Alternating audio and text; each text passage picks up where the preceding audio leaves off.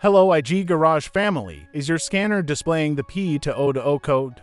This code means the Intake Manifold Runner Position Sensor circuit on bank 2 is producing a low-voltage signal, preventing the ECU from correctly monitoring runner flap movement and airflow control.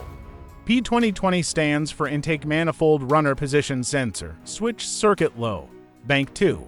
In simple terms, the ECU is receiving a weaker than expected signal from the runner position sensor on bank 2, which can lead to incorrect airflow adjustments and reduced engine efficiency.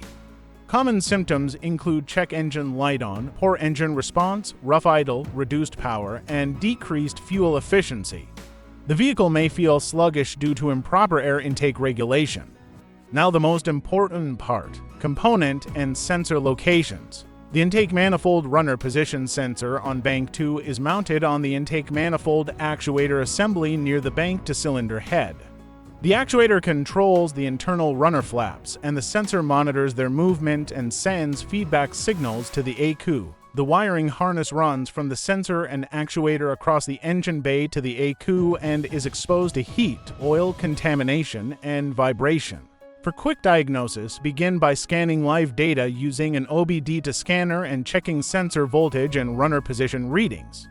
Then inspect the wiring harness, ground connections, and connectors for corrosion or damage. After that, test the sensor output voltage and ground circuit using a multimeter.